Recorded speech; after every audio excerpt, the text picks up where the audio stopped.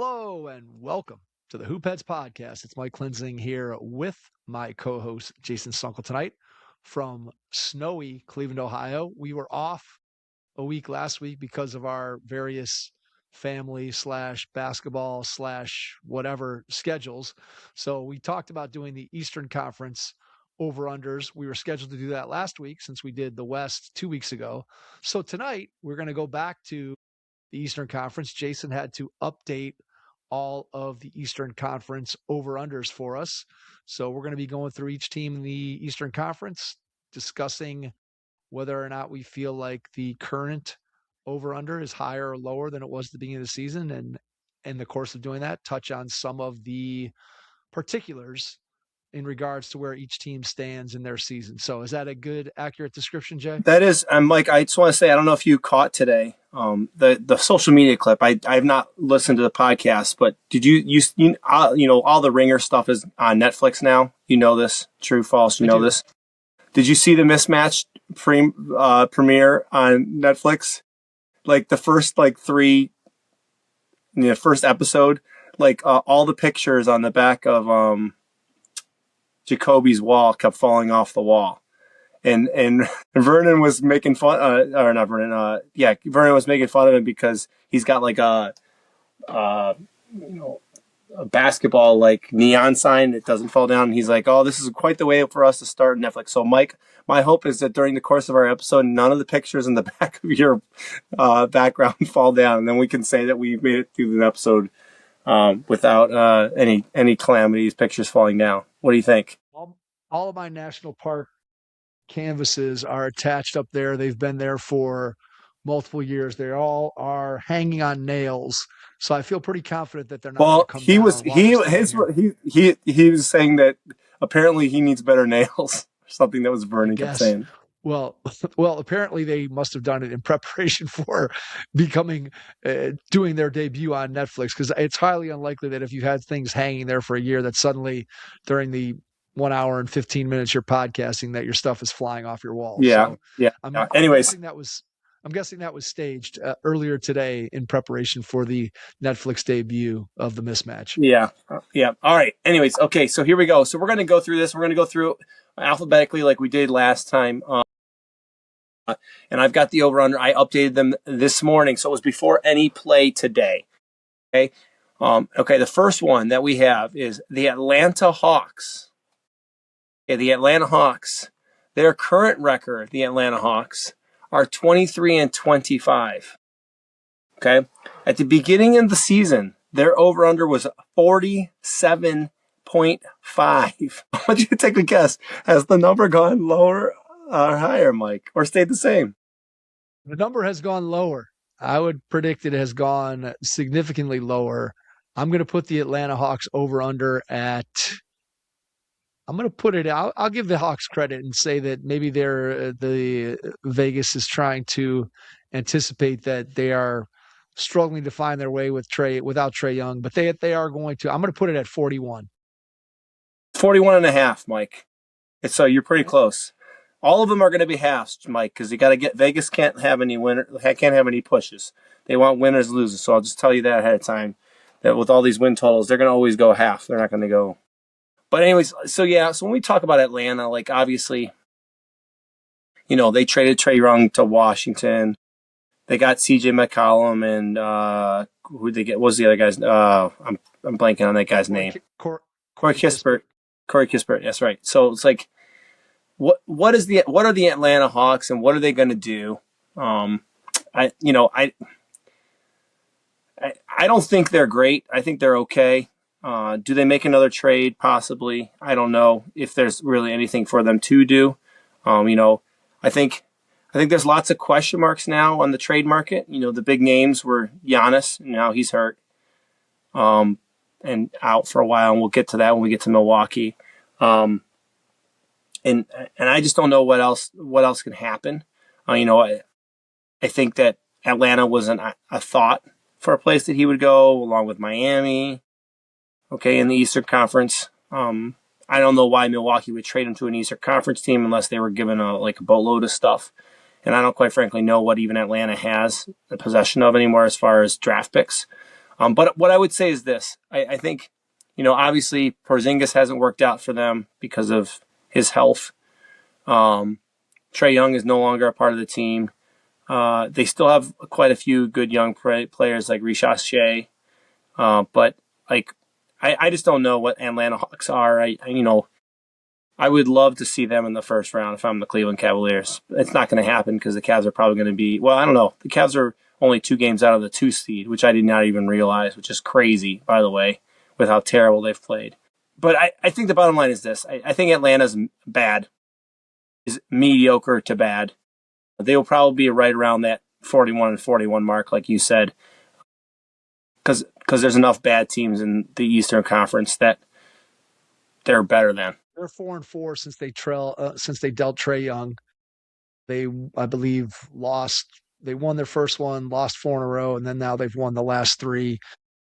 Clearly, what the Hawks have done is they've reoriented their team around Jalen Johnson, and probably rightfully so. Jalen Johnson's going to be an Eastern Conference All-Star reserve. He's averaging 23, 10, and 8 on the season.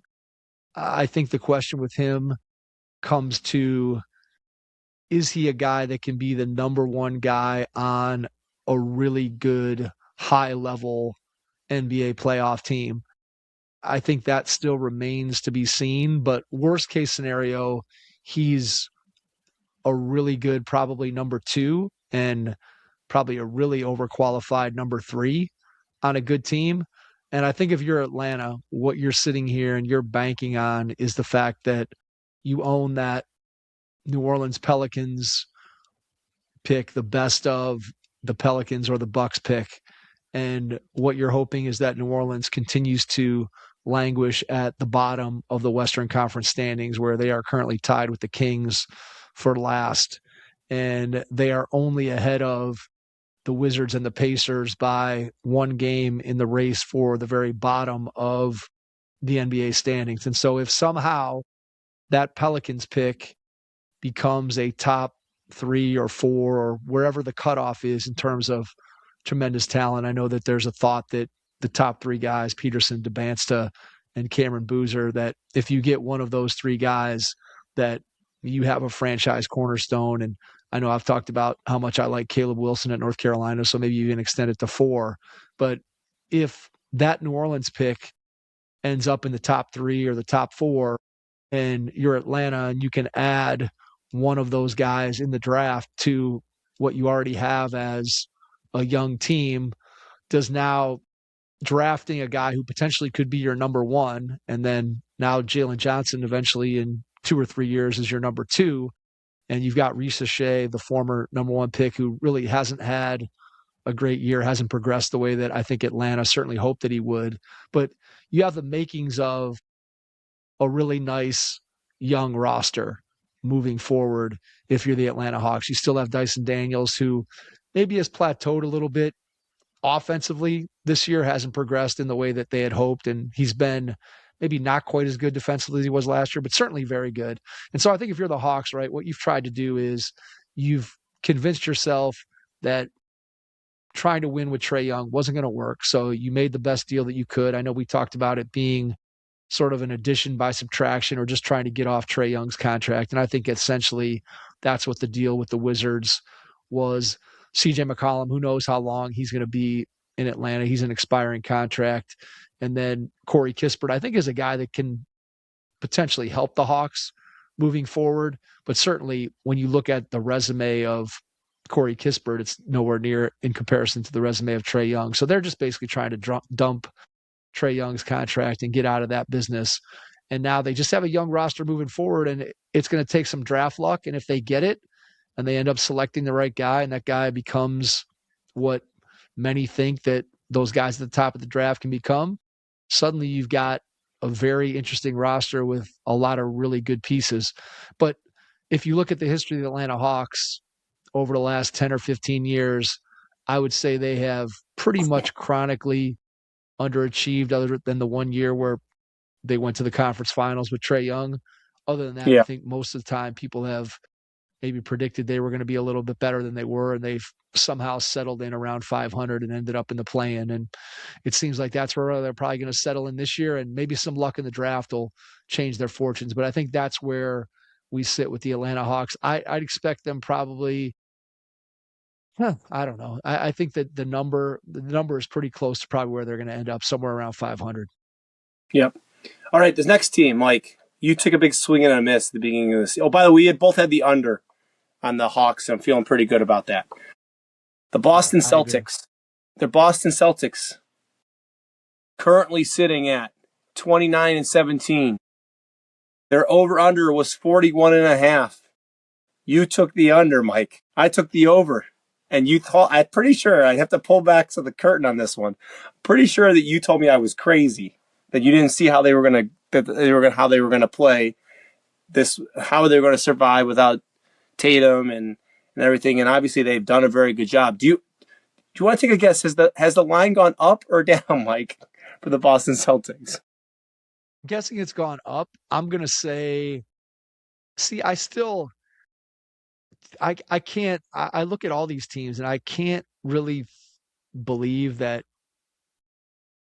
I just can't believe the Boston Celtics, as they're currently constructed, are going to be a 50-win team. And I know that it feels like and seems like that Tatum is going to come back at some point, but I still feel like Boston is a Jaylen Brown hamstring injury or a Peyton Pritchard turned ankle away from just completely disintegrating.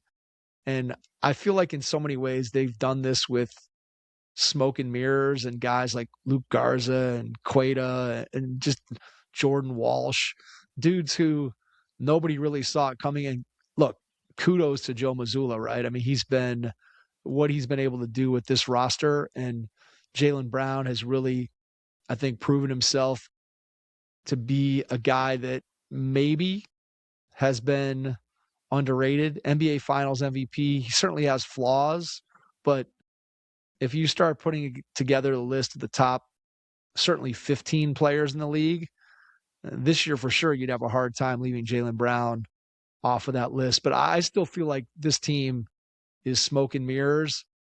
I can't imagine that. What's the number, Mike? You never gave me the number. You never gave me the number. I know, that's what I'm walking through my thought process. I just don't see this as a 50-win team. To get to 50 wins, they'd have to go what? They've played 29. They're 29-17 right now, Mike. They're on a 630 clip right now. They've played 46 games, so they have, what does that mean? They have left 38? No, 36, right? 30. They have 36. They have 36 games left. So they'd have to go 21 and 15 to get to 21 and 15 to get 50 wins. I'm going to put it at 50. I'll put it at 50. 52.5, Mike. Under. Well, you feel good about that under, Mike? I feel good about that under. Under on the Boston Celtics. I think it's smoke and mirrors. They've played hard. What Mazzulla's done has been incredible. Jaylen Brown's been great. Peyton Pritchard's had a good year. Their no-name guys off their bench have all played well. I don't know. I don't see it. I don't see. There's no way they get to 53 win. There's no way they go over that number. There's no way. Yeah. Okay. I think the 50. I think a 51, 50 or 51 sounds about right. Mike, just putting this out. Where do they finish in the East? Number 3. Behind your Cleveland Cavaliers. So you're going to go Detroit 1, Cavs 2, Celtics 3, New York 4, Knicks 4. Yeah. And I don't know. I think they finish. I think they finish 4th. I think they finish behind the Cavs and Knicks when it's all said and done. Okay. All right. We'll see. All right. The next team. I mean, I really don't have much to say about this team. The Brooklyn Nets. The Brooklyn Nets are currently, let me scroll down here, 12-32. Good season. 12-32. Their over-under at the beginning of the season was 20.5. I'm going to put it at 22. I'll say it's gone up to 22 and a half. 22 and a half. 22 and a half. 22 and a half. 22 and a half is correct, Mike. 22 and a half is correct. I'm so proud of you. All right. You're right. You were hunting right around these numbers so far today, Mike. I'm pretty impressed. 22 and a half. Now, we both took the over on their 20.5 at the beginning of the season. So we're going to be waiting on pins and needles the rest of the season for them to run up 9 more wins, Mike. They got to get 9 more wins for us to get this one correct. Well, they've lost 10 of their last 11, so they're on a little bit of a streak here yeah. to So get to the bottom of the I mean, standings.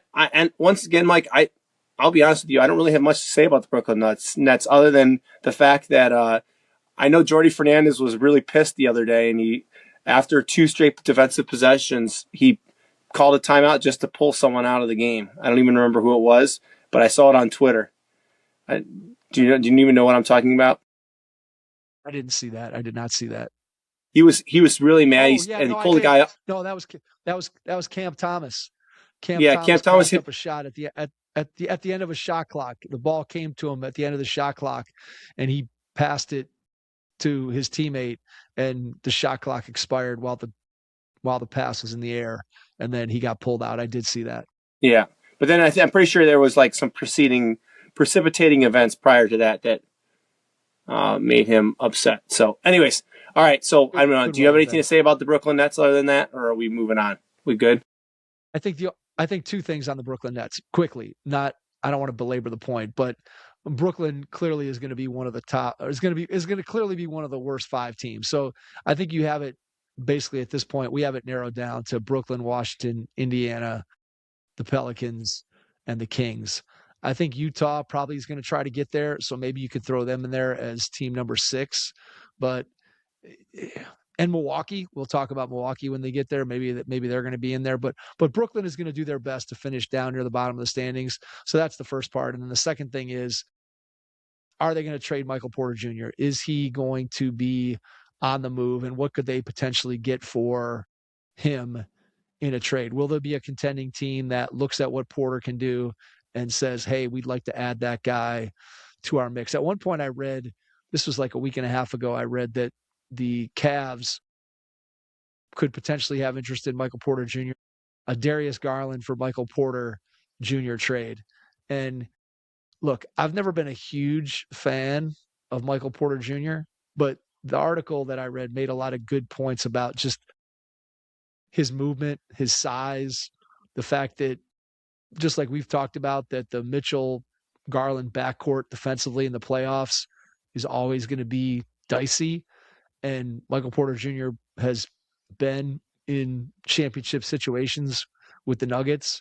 And although he's been somewhat up and down, he has had really big moments in really big games in his NBA career. And obviously, this is the best season of his career because he's been given more opportunity. I mean, he's averaging 25 a game and 7 rebounds and 3.2 assists, which is crazy to me for Michael Porter, who I remember at one point early in his career, I said, I don't even know, not that he can't make passes, but it doesn't even look like he physically knows how to throw a pass.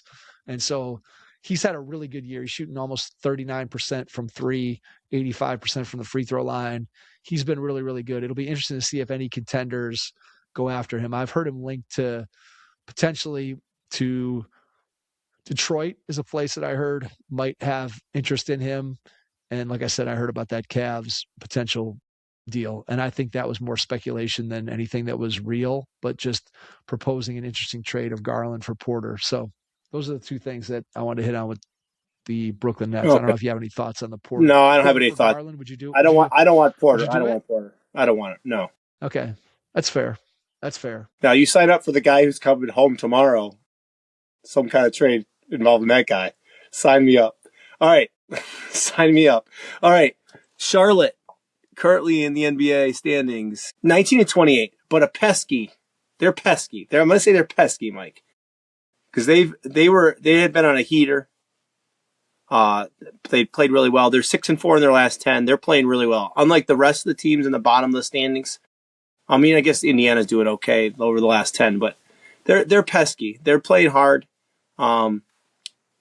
They're doing a good job. They've got Knipple, who's doing great. Their over-under at the beginning of the season was 26.5, Mike. We both took, or you took the under, and I took the over. I'm feeling pretty good, You're looking Mike. pretty good. Yeah, you're looking You know, pretty good there. I think you should feel good about that. I'm going to put their over under. What would you say it was? 20, what? it was 26 and 22? a half. It was 26 and a half Oh, at the start of the 26. season. Okay. I'm going to And they're at bump it up. 19 right Oh, now. man. All right. I'm going to bump it up to, I'm going to put it at, man, I'm going to put it at 33 and a half. Low, 35 and a half is what Vegas has it at. I think that's a little high. I think Okay. that's a little high. I think 35 is probably where they're sitting at the end of the season. Listen, they're just. I think they're just fundamentally playing well. They beat the Suns last a few days ago. They're just doing a really really good job of playing. Knipple has been amazing. I think right now if I have a vote for rookie of the year, I think he's my rookie of the year. Yeah, I think I've been more impressed by him, but maybe that's because I had higher expectations for Cooper Flag than he's currently given. And the Dallas situation is also bit of a dumpster fire, which I don't. Different roles. Yeah, like that's just my opinion. I think Knipple's been better. He also had a 90-minute podcast with Bill Simmons, which was fantastic. Do you listen to that, right? I did listen to it. Normally, I don't really enjoy player podcasts because I don't really feel like you get much actual information. But the Knipple podcast was super interesting and felt like he was pretty forthright in the questions that he was answering. And yeah, I felt like that was one that, like I said, normally when a player gets on and gets interviewed, a lot of times I don't even listen, to be honest with you. And that one really kept my interest for sure because Knipple was again pretty forthright in answering some of Simmons's Yeah, questions, just in terms of again just life in the NBA and what it's like. And clearly, it's kind of interesting to hear him talk. And then I think about Cal, who's pretty much the same age, and just going through and thinking about his experience and him talking about his family and all that kind of stuff. Super interesting. I still think I'd probably vote for Cooper Flag. My reasoning there would be that Knipple is, I don't want to say a role player, but Cooper Flag has kind of been thrust into the idea of you got to be the guy already. You're the man on the team. Knipple has not necessarily been in that role, although he has at moments because both LaMelo and Brandon Miller have missed games. I think what's interesting to me about Charlotte, Knipple's obviously going to be very, very good. I don't know where he eventually slots as in the hierarchy of a really good team. Is he the third best guy? Can he be the second best guy?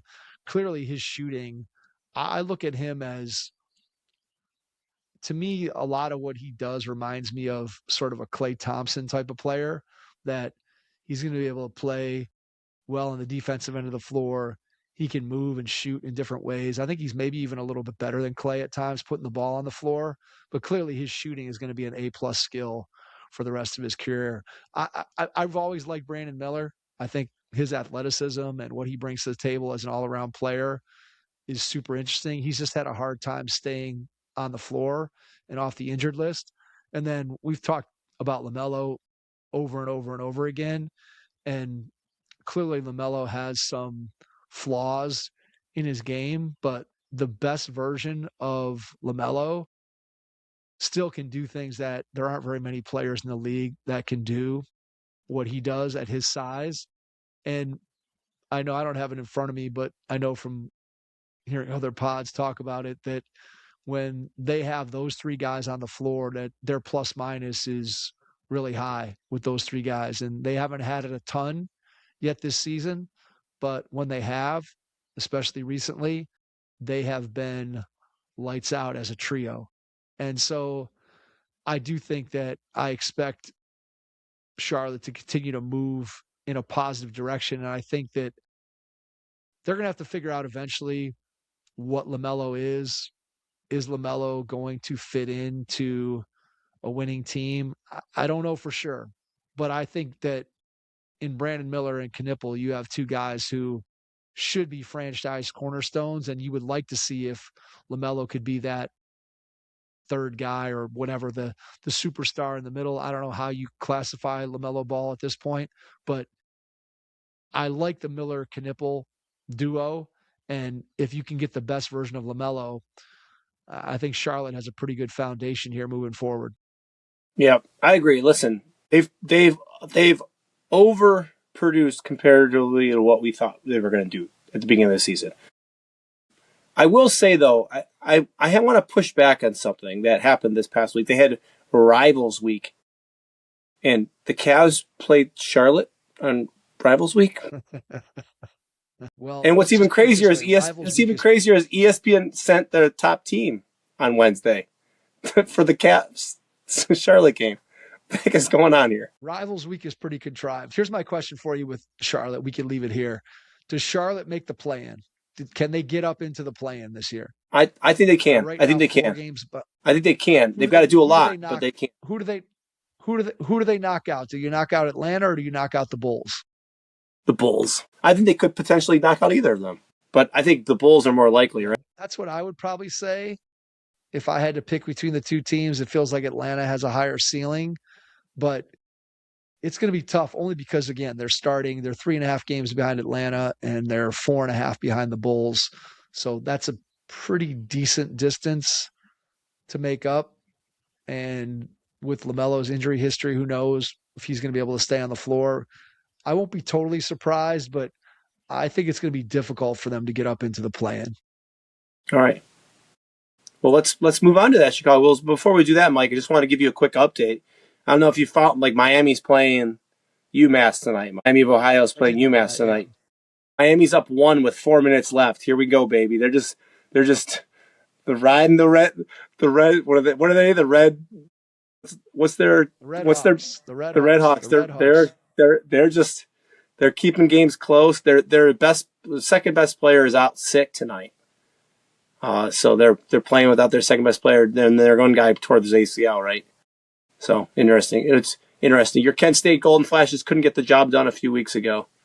Uh, Couldn't beat them last week. Could not beat them last week. That was why we didn't do the pod last week because that's why we didn't I do that went to the pass. game and then it was too late. Yeah, it was too late. So Now, I have a my question, Mike. Flashes had it. As a grad, do you get free tickets or do you have to pay for tickets? I could. I could. Those I paid for just because it was last minute. I didn't feel like reaching out to the coaching staff. But normally when I go, if I go and I plan it, I can get some tickets if I need to get tickets. But this time I just decided I wasn't going to try to chase someone down and game day and whatever because I didn't decide I was going to go until like 3 o'clock. So I figured they had more important things to worry about. So I just ponied up. I just ponied up for the tickets. So All right, there you go. So that was our little brain break that we needed to take for a minute. Okay, Chicago Bulls currently sitting at 23-23, right on 500. Their over under at the beginning of the season was 32.5. We both said under. so I'm going to put it at 39, no, 38. I'll put it at 38 and a half. I'll put it at 38 37 and and a a half. half is 37 and a half is where they're at. Listen, the Chicago Bulls are interesting because they started the seasons much stronger, right? They came out of the gate pretty hot, right? Am I remembering this They were correctly? 6-0. Yeah, 6-0, I believe, to start. they came out pretty hot. And I'm pretty sure that they took care of the Cavs once or twice during that time. But the bottom line is this: like they just don't have that guy, right? They've got Josh Giddey. They're paying him a lot of money. They've got what's his name? Vucevic is still on their team, right? He's still there. Yes. Vucevic is Yes. still there. That's how much I haven't paid any attention to Chicago. I don't know. Like that's what they've got. They got Vucevic and they've got and I mean they've got Kobe White, right? He's on their team, but he's Kobe White. when he's not injured. You got Buzelis. You got Buzelis. You got Kevin, the Velvet Assassin. You got Yeah, okay, but they don't have that guy. All these guys Dosunmu. Dosunmu. you're saying all these names, Dosunmu. Mike. You don't like None of Dosunmu? them are that guy. None of them are that guy. Patrick Williams. You don't like? You think got a No, Kuro? You're not a Kuro fan? Come on. ice in his All these veins guys. from the corner three.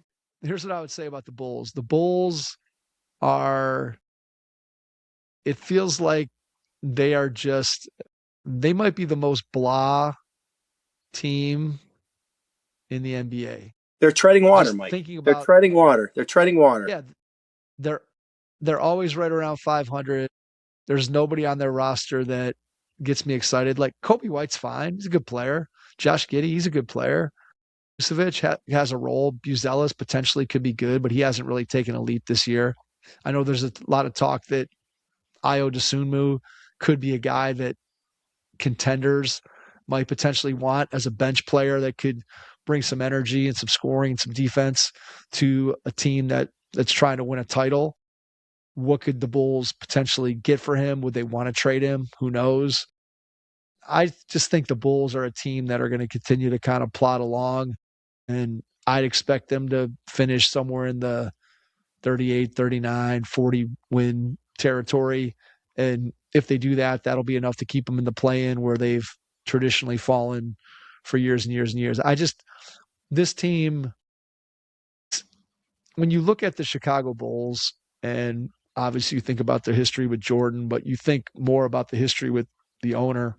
And it just feels like for what is the third largest market in the United States, for a team like Chicago with the tradition and the fan base that they have, I almost look at, and the Bulls have been better than your Cleveland Browns as a football team, but I look at it in a similar fashion in that the Bulls are a franchise that should be able to put a winning product on the floor almost every year.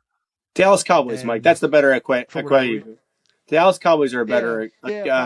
yeah, that's probably true. That's probably you're probably right in that. It just feels like the Bulls are an iconic franchise, and they have just been nothing but mediocre and blah for the last 15 or 20 years. And to me, that's a shame. So I don't really have much else to say about the Bulls. I expect them, like I said, to finish right around 500, and moving forward, who knows what they end up doing. They're a team that, again, they're happy to tread water. All right, so now this is the one we're really going to have to not belabor. Okay, the Cleveland Cavaliers. Okay, sure. Cleveland Cavaliers are currently 28-20. They've won 4 in a row. They're 7-3 in their last 10. They're over under at the start of the season, 56.5. You took the over. I took the under. Feeling really good about that right now. Where do you think the line has shifted to, Mike? Well, what we said Boston was at 52.5. Yeah. I think the Cavs are going to come in. I'll put the Cavs at 50.5. 49.5. Vegas does not have FanDuel does not have as much love for the Cavs jumping up to hopes for as I do as the Cavs are going to jump up to number 2. The Cavs have gotten better. Now, that all being said, today Mobley out 1 to 3 weeks with a calf strain. This is the second time he's going to be out with a calf strain. Darius Garland has been out for a week. They said that he was going to be reevaluated in 7 to 10 days, and that they were going to give an update. Max Strus mysteriously there's been no updates on that guy. He was supposed to come back in January. January is about to be over. There's been a lot of trade speculation. I don't know what trades are even out there when the two guys that have been in the trade talks constantly are getting hurt. I think we're stuck with what they are, and the bottom line is this. It's like, I guess we're going to go as far as Donovan Mitchell straps us on his back and takes us. I mean, the last 2 games, he's basically been the reason we've won the games. And I know Mobley had a good night yesterday, and I feel like he was solid. And Jalen Tyson has been huge. And, your boy Dean Wade 3 nights ago got lots of rebounds and made some big shots, but we're not relying on that in the playoffs. The bottom line is this, like, the Cavs are not what we expected at the beginning of the season. I have seen some signs of light. It'll be interesting to see what happens tomorrow. They're wearing their blue unis. LeBron's going to be in the house. There's been lots of speculation about could he be traded? Would the Cavs be willing to trade for him? Who would we have to give up with the current situation? Like our apron situation. Would the Lakers even want anyone that we could give up to make the apron situation work? I don't know. The bottom line is this. I think the Cavs, because of the way that the Eastern Conference is, I think they have 1 or 2 more games against Milwaukee. That team's pretty much toast. They've got a game or 2 against Indiana still. They've got enough games against bad teams that I think number 2 is not unrealistic. You're only 2 games out. Like, you think the Boston's going to come down a little bit, even if Jason Tatum comes back. I I wouldn't be surprised if that happens. But the bottom line for the Cavs is they need to continue to get better. They need to continue this positive momentum. And we need to see what happens. Tomorrow they play the Lakers, and I can't remember who else they're playing this week. But I think if it would be great if they went into the All-Star break, which is 3 weeks from now, if they go into the All-Star break losing, maybe 3 games before the All-Star break. Here, let's look. Let's see what the Cavs schedule is before the All-Star break. You go ahead and say your piece, and then we'll go through the Cavs schedule before the All-Star break. Mike, go ahead. Okay, so one, I think that where they are in terms of the second apron, that their ability to make trades is not impossible, but pretty close to impossible. There's certainly no way in season here that they could trade for LeBron and his 50 some odd $1 million contract. I just don't know what they would put together that would make any sense from their standpoint to be able to trade and get LeBron. I think if LeBron ends up in Cleveland, he's going to end up here over the summer as a free agent at a greatly reduced salary because he wants to come back here and finish his career in Cleveland. Otherwise, I just don't see that happening. I think really the only hope for this team is to wait it out, hope that come mid-April when the playoffs start that Mobley is over these calf strains, that Darius Garland's toe injuries are behind them, that Merrill is healthy, that Jared Allen continues to remain healthy, that this team, that Strus somehow comes back. I think that what you're counting on is that the best version of this team is still in the future of this season. In years past, they've started quickly and then faded. I texted you yesterday that maybe they are starting slower this year and maybe they're going to round into form and be peaking at the right time instead of peaking early in the season like they have the past few years. Obviously, the injuries make that very difficult. If you're not healthy, it probably doesn't matter.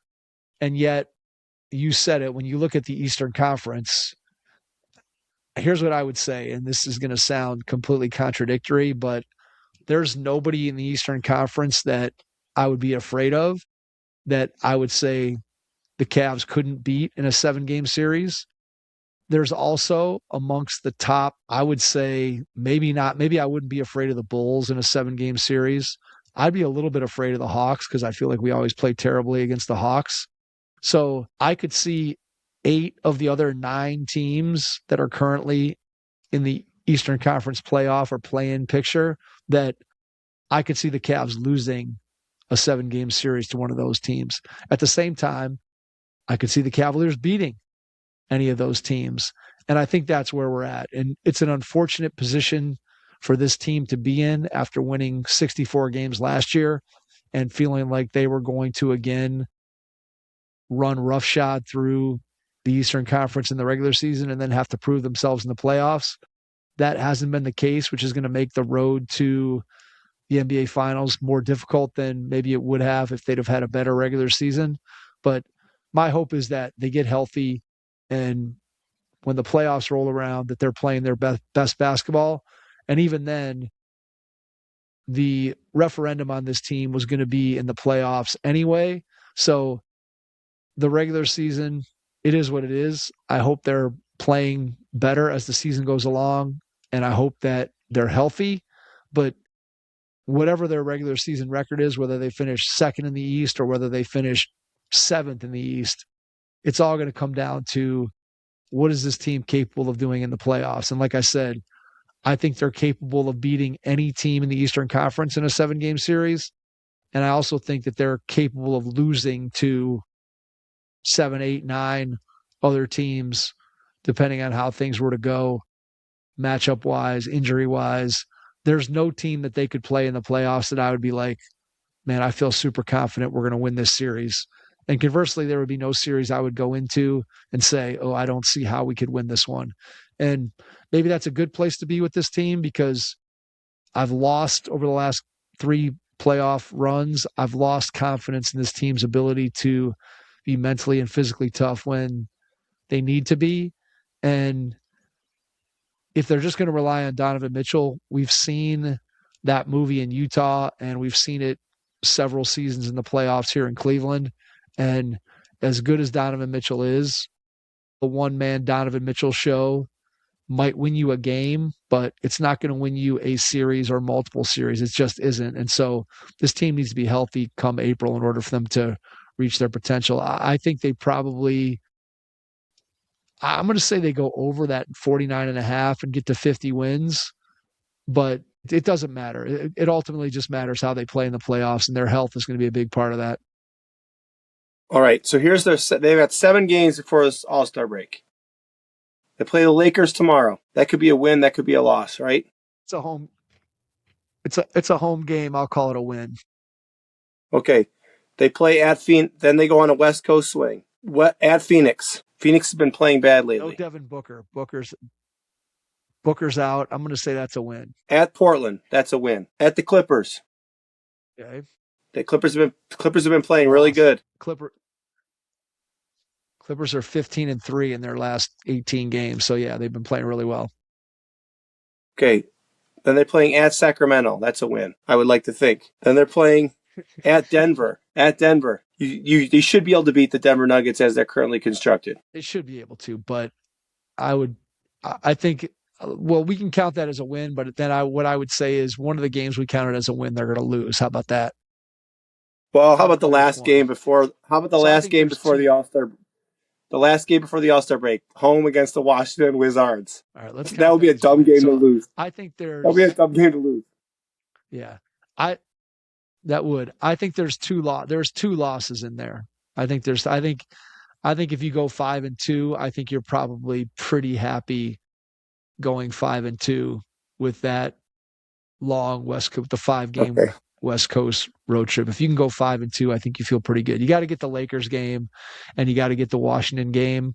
And if you do that, then you got to go 3-2 on the road, on the West Coast swing, which seems reasonable if you win those 2 home games. Sounds good. Okay, Mike, there's a bit of a delay. Do you want to just keep going or do you want to try to fix it? I don't know. I don't think we're going to get it fixed. So I say we just go for it. Okay, well then let's pick up the pace. Here we go. Detroit Pistons. Their over-under at the beginning of the season was 46.5.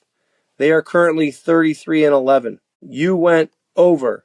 I went under. You had a lot more faith in the Detroit Pistons than I did. I'm not happy to say that you're probably going to get that one, and I'm not. What do you think the new line is for the Detroit Pistons, Mike? Ooh, I would say the new line is, I'm going to go 56.5. That's correct. Good job, Mike. So, I mean, the bottom line, once again, this is the Cleveland Cavaliers of 3 years ago with JB Bickerstaff as a head, or 2 years ago. They didn't have this many wins, but they were playing really, really well 2 years ago. They continued to play really, really well. And then they got to the playoffs and JB Bickerstaff was your coach. I don't buy this team in the playoffs. They are a great regular season team. That's what I'm going to say. If you told me that they lost to Boston, the Cavs, if you told me they lost to the Knicks, if you told me they lost to Orlando, I would not be completely surprised in the playoffs because I don't believe in them as a big time game team. Big time game. None of them have experience. They're not ready. All their big players, all their important players have no playoff experience. So, and you've got JB Bickerstaff as a coach. That's the X factor that I will continue to bring up. I just don't believe in that guy. He's going to complain to refs. He's going to yell. He's going to scream. And that's the bottom line. I agree. I think the Detroit Pistons are a regular season team that wins games based on defensive effort, playing very, very hard, and the fact that Cade Cunningham has developed into the type of player that everybody thought he was coming out of the draft. But when you go and you talk about them in the playoffs and you say, okay, Cade Cunningham, yes, very, very good. Definitely a 1A player for a championship contending team. Who is their second offensive creator in big moments. Right now, their second leading scorer is Jalen Duren. Jalen Duren is not a give the ball to Jalen Duren and let him go do stuff. Tobias Harris, we've seen what he is in the playoffs. Duncan Robinson, Asor Thompson, Isaiah Stewart, Jaden Ivey, Ron Holland, Karis LeVert. I just I don't think this team has enough secondary creation, ball handling, shot making in the playoffs to be able to survive. And then that's compounded by the fact that we have seen JB Bickerstaff coach in playoff settings here in Cleveland. And I've never come away tremendously impressed by his ability to make adjustments in game and in series and to design creative offense to mask some of the challenges that his team may or may not have had or may not have, in this case with the Pistons, in a playoff setting. And so I think the Pistons will probably finish with the number one seed. I mean, they'd have to probably completely collapse, and you'd probably have to have a Cade injury in order for them not to be the number one seed. But I would be very surprised if the Detroit Pistons are representing the Eastern Conference in the NBA Finals. You touched on their lack of experience as well. There's too many factors going against Detroit as the team that's going to come out of the Eastern Conference. I know I said it maybe 2 weeks ago or 3 weeks ago that I would be very, very interested if you could throw me in a time machine and get me to June and tell me that Team X made the NBA Finals from the Eastern Conference. I would love to see what the route is that whichever one of these teams makes it, the route that they're going to use to get there is going to be super interesting, because I just think every team in the Eastern Conference is flawed in some major way. And it's going to be a very interesting war of attrition in the East to see who comes out, because I just don't think there's a clear favorite. I think anybody can beat anybody. If I look at that top 10 teams, I would say the only team that I would feel would have no chance in a playoff series against somebody else would be the Bulls. Everybody else, even Atlanta, I feel like if Atlanta got it together, that there's things that they could do to give some of the teams above them in the standings trouble. So the Eastern Conference is wide open. Could Detroit make it? I guess, but I think they're going to have a hard time winning 3 playoff series just because they're not going to be able to generate offense. Yeah. All right. The Indiana Pacers. Their over-under at the beginning of the season was 37.5. We both took the under. Green lighted. All right. It's at least good. What do you think their current record is? 11-36. They've won 5-5 in their last 10 games. What's their over-under, Mike? 21.5. Dude, ding, ding, ding. You're on a roll. Listen, Indiana's terrible. I was glad to see. I don't know if you saw the stuff from the Tyrese Halliburton appeared on a podcast saying his rehab's going well.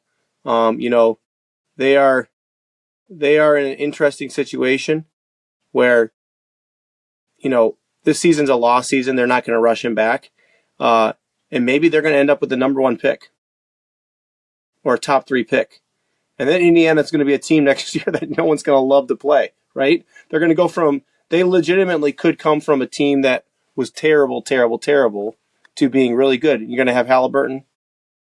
You're going to have their number 1 draft pick if they get a top 3 pick. I mean, that team's not going to be. It's not going to be something you're going to want to mess around with, right? So, I think this is a lost season, but they also have to remember where they were last year, and where the potential, once again, do I think that they're, that great? Will have a chance to be that great again or have that kind of a season again? Who knows? But the way the Eastern Conference is, I'm not ruling out them making noise next year. If Halliburton comes back and is 80% of what he was, 90% of what he was, and they get one of the top 3 picks, this team's going to be good next year. So and listen, if anyone ever thought the NBA was rigged, they're going to totally get the number 1 pick, right? They want to go finals. Okay, they went to the finals. Halliburton blows his Achilles out with the last minute or two, like the last game of the season. Their season's lost because of it. Listen, NBA rigged. they're going to get a top 3 pick. Okay, bottom line, done. So finals team to potentially right now tied for the worst record in the league. As you said, the way the NBA works, seems likely that they're going to get a top 3 pick. They get one of those guys to add to the roster. And of course, they've been injury plagued throughout this whole season. Not only have they been missing Halliburton, but just the number of guys that have missed. Obi Toppin's played, I think, in 3 games, if I'm not mistaken. Aaron Nesmith missed half their games. Matherin's missed half their games. So they just haven't been healthy. And if you add one of those top 3 guys to this roster and Halliburton comes back, all of a sudden you're looking at Indiana with a healthy roster being right back up at the top of the Eastern Conference next year. And this, again, is one of those things that I'm sure Pacers fans would trade the Halliburton injury for this potential of a number 1 pick and moving forward. And clearly, if you had a chance to win the title and have Halliburton healthy, you certainly would want that. But if you look at the long-term viability of the Indiana Pacers as a franchise, if they somehow do fall into one of the top 3 picks in the draft this year and that player turns out to be as good as everybody thinks those 3 guys are going to be, well, suddenly you're looking at Indiana being one of the best teams in the Eastern Conference for a long time moving forward. So it'll be interesting to see how that eventually plays itself out when the lottery comes to be. Question for you: does Pascal Siakam make the All-Star team off of an 11-36 team in the Eastern Conference? Does Siakam make it? Maybe you need an international guy. I don't know. I don't know. It's going to be hard, especially with how they're doing the international guys and stuff. Maybe he makes it. By the way, speaking of that, just really quickly, go back. How is Naquan Tomlin not on the Rising Stars game for the sophomores? He's having one of the That's a good question. He's having one of I was looking at some of the names and obviously I'm partial because I watched him play, but how do you not take this guy who essentially came into the season and no one even thought he was going to get run, and he's getting as much run as he's getting. I just don't get it. I don't know. Anyway, sorry. Just me complaining. I mean, him and Jalen Tyson have been revelations for the Cavs. Those 2 guys, which is a shame, again, that the rest of the team hasn't lived up to their end of the bargain and that they haven't been healthy, because those 2 guys are dwelling again. Clearly, if you could insert them into the mix, I think those two guys would be tremendous additions, and they're guys that potentially could have an impact on playoff basketball. Not if the roster's not healthy, though. So, all right, that's all right. Pacers talk. I don't think Siakam's going to make it. So Siakam could be an add-on. He could be an international add-on if they need another international player. But I don't see him making it in the first round of reserves. All right, Mike, we're halfway done. We have 7 more teams to go, and we're almost at an hour. Miami, 37. Right, Miami's 37.5 to start the season. Miami is 25-22. What do you think their over/under is? I'm going to put it at 43.5. They're all the way up at 47.5. No, I'll take the under on that one. Well, we took the under at the start of the season of 37.5, Mike. So we're going to mark that one down as probably not happening. Listen, once again, Heat culture wins out. That's the bottom line. You've got Spoelstra. You've got, there had been rumors that Giannis was going to end up there. Maybe FanDuel is expecting Giannis to be there for the last part of the season. That's why they're at 47.5. I don't know. Bam. Hero. This team's just a good team. They're not great. I wouldn't necessarily be afraid of them in the playoffs, but at the same time, it is the Heat, and then Heat cultures are a thing. It's a thing, and we have to remember that because they consistently put out product that, whereas the Chicago Bulls underachieve, I feel like the Miami Heat overachieve. 2 things with Miami. I think one, Norman Powell, right? People weren't sure whether he was going to be able to duplicate the season that he had last year with the Clippers, and he certainly has done that. He's averaging 23 a game. He's shooting almost 40% from 3 on 7.5 attempts per game. He's been really, really good for Miami. And I think that was something that people were divided on what his impact was going to be on the Miami Heat. And he's been everything that Miami could have hoped for. And then I think the other factor that people were not sure what to expect was Jaime Jaquez, who had a really good rookie year. And then last year in his second season was abjectly terrible. And he's back to being a really good contributing player in their rotation this year. And he's averaging almost 30 minutes a game, 15 points. He's shooting 52% from the floor. And he's still not shooting it very well from three, but he's back to being sort of that jack of all trades guy that can fill in places where you need him. And look, Spoelstra's a great coach. The fact that Powell has played up to the level that he did with the Clippers, which people weren't sure. Haka is kind of a bounce back year. Khalil Ware's continued to develop. Davion Mitchell's been a find that kind of got him off the scrap heap from Sacramento, and he's been what they thought he was defensively, and still not a scorer, but a guy that can distribute the ball. Miami, again, as you said, the Heat culture, and I think it just comes back to Spo being one of the best coaches in the league, and this team has enough talent that he can get the maximum out of them, and so they're going to be a threat in the Eastern Conference moving forward. All right, next up on our Eastern Conference is the Milwaukee Bucks. Their over-under at the beginning of the season was 42.5. They're 18-26, Mike. They are definitely going under. Giannis, and we both picked over, so we might as well mark that one wrong. Giannis is out for 3 to 6 weeks. We can speculate whether we think that this is the last game, or Giannis has played his last game in Milwaukee. I think it makes it hard to trade for him when he's injured, but we'll have to see. They're definitely an under. Doc Rivers is a terrible coach. He continues to be a terrible coach. The roster construction was terrible. Yeah, that's where I'm at. I'm disappointed. You've got arguably one of the best players in the NBA on a terrible team. Okay, so I think the Bucks over under right now they have 18 wins. I think their over under is going to be, I'm going to put it at this given moment, I'm going to put it at 27 and a half. 31.5, Mike. Ooh, I'm going way under that because I don't know if you heard. Did you listen to Zach Lowe today? No. So, I was too busy playing in the snow with my children. There you go. So Zach and Modakil talked about how that really this Bucks situation, the Giannis injury is sort of a blessing in disguise because basically at this point, if you're Milwaukee, you don't want Giannis to play for the rest of the season. One, because you're not going to be able to trade him before the trade deadline because he's hurt.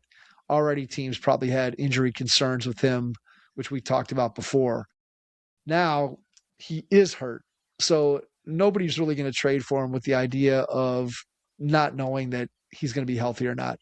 And if you're Milwaukee and Giannis is not playing for the remainder of the season, your odds of winning very many games goes down demonstrably without Giannis in the lineup. And so what Zach and Mo were talking about is that if Milwaukee could tank intentionally or unintentionally towards the bottom of the standings, they probably aren't going to be able to catch the really, really, really bottom feeding teams, but they might be able to get to the 6th or 7th worst team in the league by not playing Giannis for the remainder of the season. And then maybe that would allow them, just like teams in recent memory have jumped up into the lottery, where maybe the Bucks jump up into the lottery and they're going to get the worst of their pick or the Pelicans pick.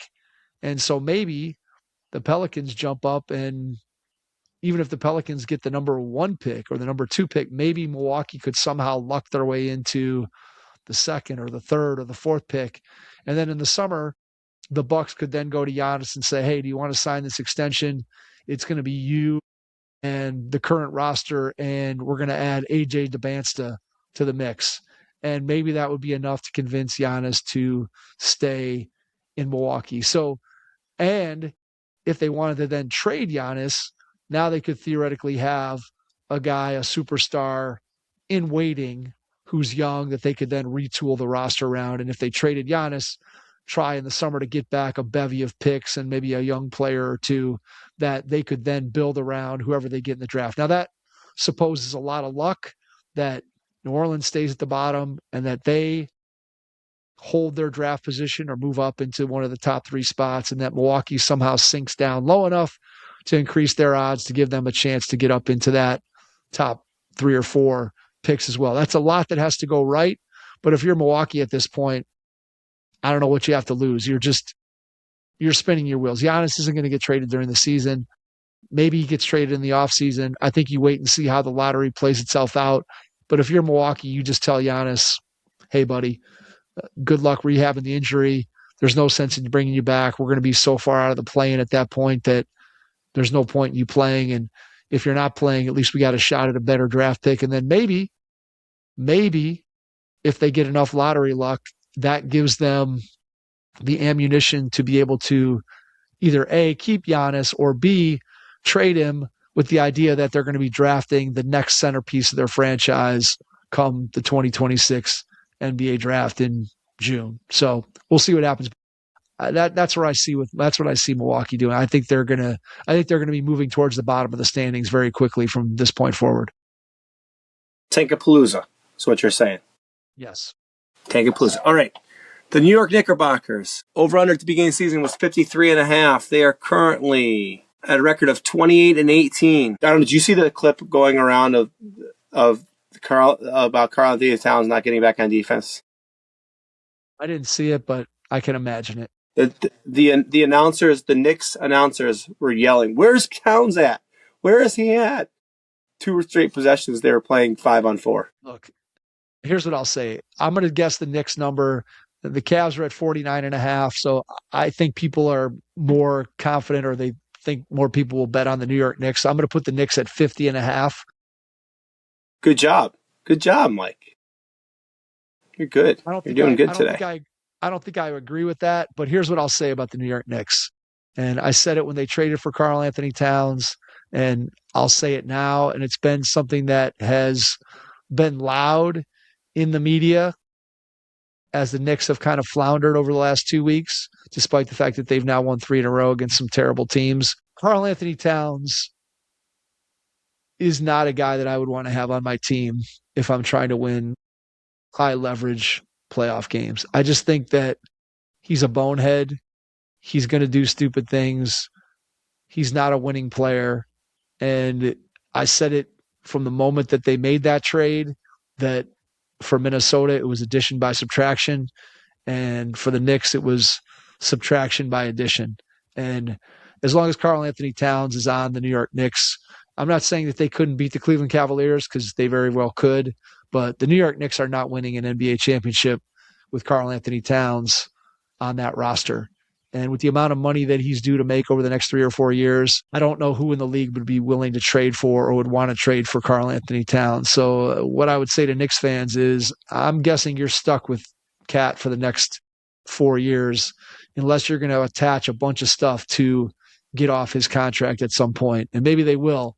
But as it stands now, I think if you get in the Karl-Anthony Towns business, you're pretty much getting what we've seen. He's obviously a talent, but I just think that he's not a guy that I would want on my team, because there's a lot of silly things that go along with him that I wouldn't want to have on my franchise. I agree. 100%. All right. Orlando Magic. Their over-under at the beginning of the season was 50.5. They are currently 23-22. We both took the over. That's 2 in a row that I'm not feeling great about the overs that we picked. Orlando, I've seen them play twice in the last 3 days. We manhandled them. And if we manhandled you, that's a problem. Right. Okay. We are not in the manhandling business. So if I'm an Orlando Magic fan, if I'm an Orlando Magic GM or coach, I'm a little concerned that the Cavs are manhandling you. They had no stop for Donovan Mitchell. Mobley was great in both games. Tyson was getting shots off. Craig Porter Jr. at points was just dominating as a backup point guard. I don't know.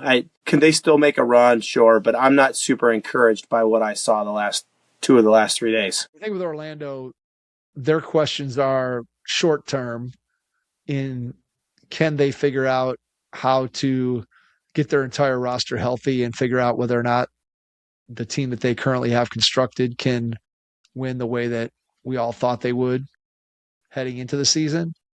And then they have long-term questions of can Paulo and Franz coexist and do it in a way that is beneficial to both their games and to the overall health and success of their team. I think Orlando is when I look at the roster, they have a lot of interesting pieces. The development of Anthony Black has been a nice revelation. At the same time, he's getting close to needing to get a contract extension, and they're already paying a lot of money to Franz and Paulo, and Suggs is making money, and Desmond Bain is going to get paid.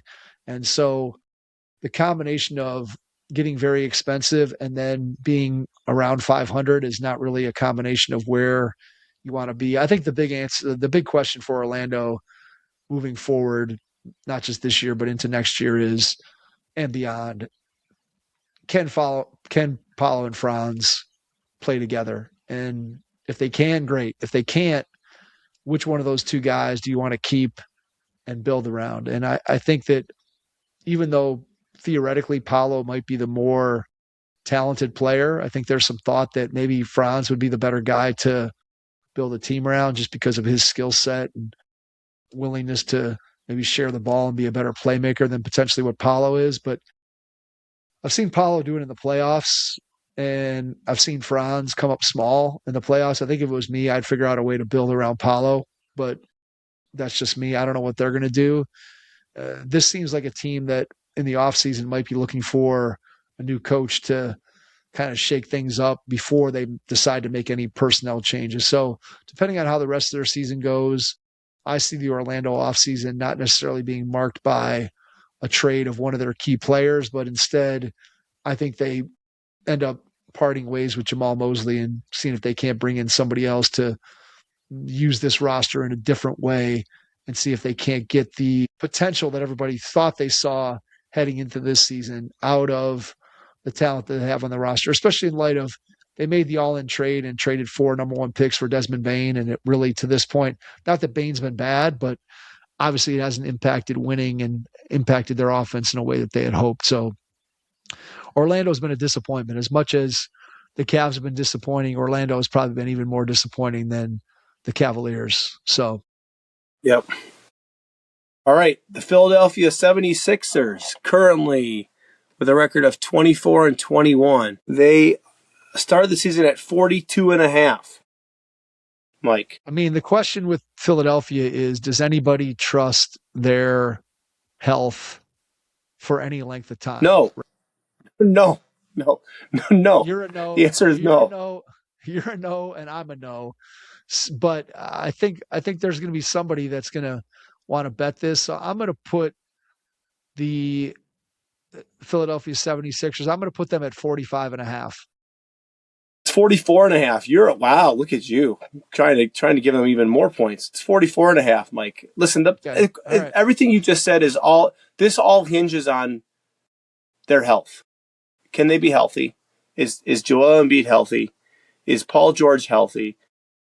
Does VJ Edgecombe keep playing out of his mind? Does Tyrese Maxey keep playing well? Those are the big four. That's what it comes down to. And I don't know. Like, I still have watched Joel Embiid not like jump ever this whole season. Like, I don't even know if it's possible for him to jump at this point. So, like, you might have more hops than he has, Mike. Okay, so, but I'm just saying, like, I don't know. I don't have any faith in this Philly team. I would still take the under of 40. I would still take the under because I don't have faith. I would take the under of 42.5 still. I know it's not probably good odds, but I would take the under of 42.5. I agree. I would take the under at the 45.5 number. At 42, I might think about it just because of where they sit. But I think this team, clearly, we've talked about it over and over and over again. There's no way you can trust the health of Embiid and Paul George, that those guys can stay healthy for any extended period of time, and certainly not over the course of a playoff run. So I know we're not talking about playoff basketball here, but ultimately when you look at a team's potential, you're looking at what can they do in the playoffs. Could a healthy Philadelphia 76ers team win the Eastern Conference if you guarantee me that Paul George and Joel Embiid were going to be relatively healthy, meaning they're playing in every game throughout the playoffs? Sure, I could see that. The chances of that happening are zero. And yet, at the same time, Joel Embiid this year has played in 25 games. He's averaging 25 points a game, despite the fact that, as you said, at times it looks like he can't jump 2 inches off the floor. Now, he's only averaging 7 rebounds, which is below where you would expect him to be. And he's shooting 48% from the floor, 28% from three. So he's not shooting it nearly as well as he has in the past. But the fact that this guy who can barely move is averaging 30 minutes a night and scoring 25 points a game, in and of itself, I know that he's missed 20 some games, but it's borderline miraculous what he's been able to do at all.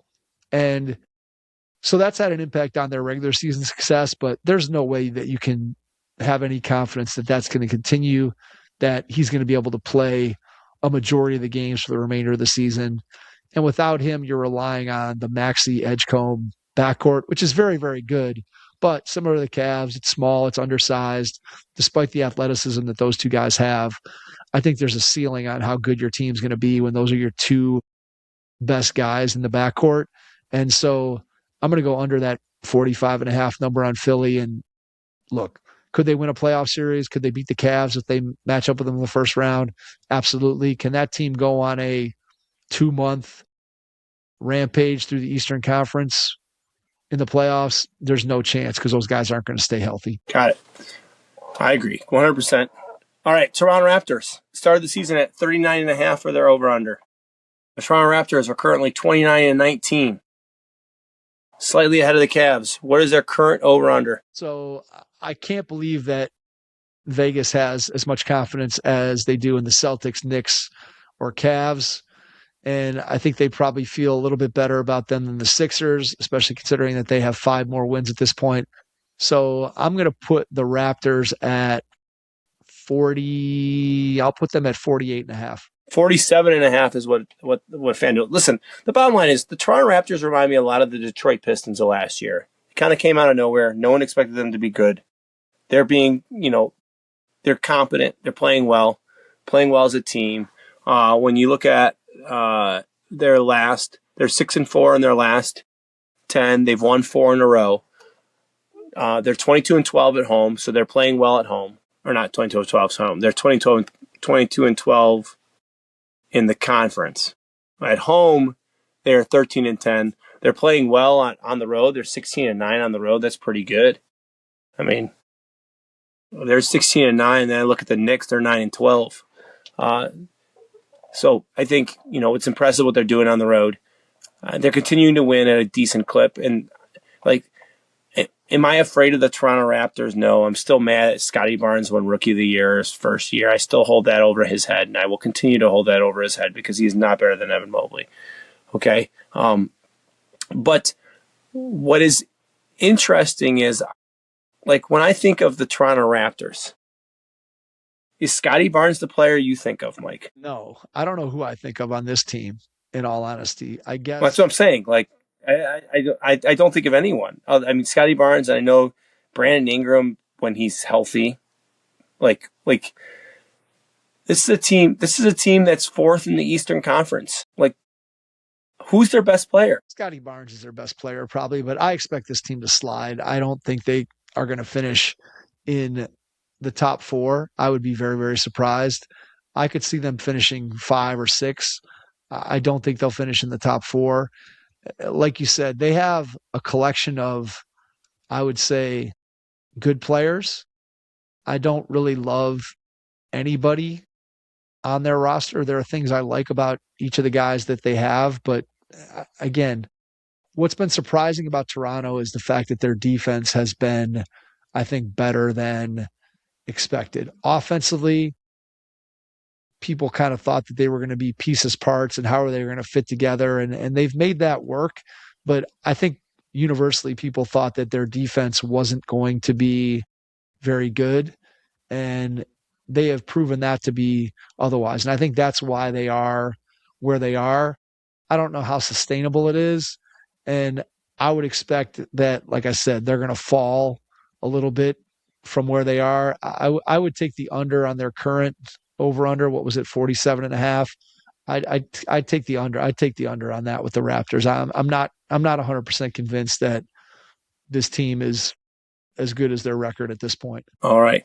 The last one, Mike, of the Eastern Conference. The Washington Wizards. Their beginning of the season, they were 21 and a half. The Wizards are currently 11 and 34. What is their over under? I'm going to keep it at the same. Give me 21 and a half. 19 and a half. They think that the Wizards are going to tank, baby. Does that mean Trey's now it's coming interesting. Back or this not coming back? Not coming back. I heard that their plan was not to play him at all this season. Here's what's going to come down to. This is the greatest. I think that who wins this over under competition that we have at the beginning of the season is going to be completely hinged on the frickin' Washington Wizards, because you took the over at the beginning of the season and I took the under. This might literally be what decides the fate. The Wizards win total is going to be what decides this, Mike. Well, big win for them over the Blazers tonight. Congrats. I don't know. I don't really have anything to say about the Wizards other than keep tanking, baby. Keep the tankathon going. I think the big thing with the Wizards is that it looks like Alex Sarr was in a bad draft, right? Not a draft that is producing superstar players, but in a relatively bad draft, drafting Alex Sarr number 2 looks like it's going to end up being a pretty good pick. He's averaging this year 17 and 7, just a shade under 3 assists. How many blocks is he getting? 2.1 blocks per game. So defensively, he's active. He's shooting 50% from the floor, 35% from 3 on 2.5 attempts per game. So he's not a three-point shooter necessarily, but he's a guy who can step out and do it. I think Sarr is going to be a good player eventually in his career on good teams. I really do. And it looks like Trey Johnson, who they drafted this year, is going to be a guy that I'm not sure exactly what his role is going to be on a good team, but he definitely can shoot the ball. And so those are two pieces that I think moving forward, that if you're the Wizards, those are two guys that are going to be a part of your franchise when you eventually decide you're going to start winning. Keyshawn George probably fits in there too. I'm not sure anybody else on the roster. Koulibaly, I think kind of the ship has sailed on him ever developing into a really top shelf starter. Bub Carrington has been, I would say, he might be a fringe rotation player on a good team. The Wizards are hoping against all hope that they get some lottery luck and are able to bring in one of those guys that becomes an eventual franchise superstar. But they're clearly tanking.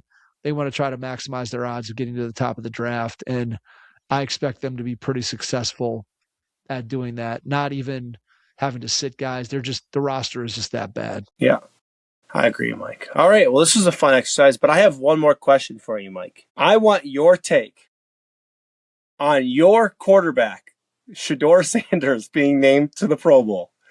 I want your take on that, Mike. What is your opinion about your favorite quarterback in the NFL making the Pro Bowl? Here's my take on it. I'm going to quote Super 70 Sports. Do you know what the quote is from Super 70 Sports from Ricky Cobb, what he tweeted after he saw Shedeur made the Pro Bowl? Did you see this tweet? No, I did not. The tweet said that Colonel Sanders had more of a right to be selected for the Pro Bowl than Shedeur Sanders. And I would tend to agree with Ricky Cobb that the fact that Shedeur Sanders is going to be participating in Pro Bowl activities tells you everything you need to know about the Pro Bowl and why. I cannot honestly remember the last time I tuned in for any second of the Pro Bowl. I know now it's a flag football game and some skills competitions. I do know that. But I honestly I can't remember the last time I looked at the Pro Bowl on my television. It's been 20 years, 25 years. I don't know. It certainly not since I've been married have I watched the Pro Bowl. So yes, Shador should not be in any way associated with the Pro Bowl. All right. That was the first question. Second question. What's your take? Jose Ramirez, lifetime Cleveland Guardian. Discount price. Do you care? Do you not care? I do care. What was that? I saw that he signed, but to be honest with you, I didn't click on the link to see what the contract is. So give me the details. Restructured his contract through 2032 now, and I think it's up to 181 million for the remaining for up through then, which that's a big discount. He did pass his physical today. I want to make sure I'm accurate here on my numbers here, but 7-year, $175 million. He said he wanted to get it done. He wanted to be a Guardian for life, and he's going to be. Good with that. I like Jose Ramirez. He's been nothing but loyal to this franchise, and he's been one of the few bright spots in keeping guys who are great players here in Cleveland with the Guardians. So, yeah, I'm good with Jose Ramirez staying here. Kudos to him for getting that done. Kudos to the Guardians for getting it done. And I guess we'll just have to wait and see how it all plays out. But to me, that's a huge net positive for both Ramirez and for the Guardians themselves. And the Red Hawks won, Mike. They did end up pulling it out. Right. So they are now 21-0. Keeping it going. Keeping it going. Keep it going. All right, Mike. I think that's it. What will be interesting with Miami will be if they do not win the conference tournament. Based on this start, do they have a chance to be the Mac's first at-large team in probably a long time? I think I saw maybe 99 was the last time the Mac got 2 teams in. It'll be interesting if they were to not win the conference tournament. Will they still make it as an? I think for sure if they don't lose a game in the regular season and then they lose in the tournament, you got to put them in. Like, there's no way you can't have a team that goes. I don't know how many more games. I don't know how many more games they have left in the regular season, but I don't know. They play 30 games typically. Somewhere in there, yeah. Like I said, there. So I can't fathom them not getting in if they don't lose in the regular season, or even if they lose one and they make it to the championship game or they make it to the semifinals. I'd find it very hard to leave them out, even if they're a 15 seed or a 14 seed. Like you can't not keep putting them in. They're ranked 20. They're ranked 24th in the country. They're ranked 24th in the country right now. So I could see though if they have a little losing streak and they lose 2 or 3 somewhere along the way that the committee could find a way to leave them out. It wouldn't completely stun me based on, again, there's been times where I feel like the MAC team could get a higher seed or that there's a team that could have made it as a second team, as an at-large, and they just haven't, they haven't put them in. So we'll see. We'll see what happens with Miami. I hope they Kent beat the Bobcats tonight, Mike. Kent State beat the Bobcats. Kent's good. I mean, Kent's now 15-5. They're good. They've played a good schedule. They're a team that if I'm Miami and I look at the conference tournament, I could definitely see Kent winning and beating Miami in the tournament if it comes to that. I don't think they're certainly capable. I mean, they had them beat and just kind of let it slip away from them. And so, you get to the end of the regular season and you get into the tournament, and as we all well know, anything can happen. So it should be interesting to see how that plays itself out. All right, sounds perfect. All right, let's leave it there. Thanks to everyone for listening tonight. Really appreciate it, and we will catch you on our next episode. Thanks.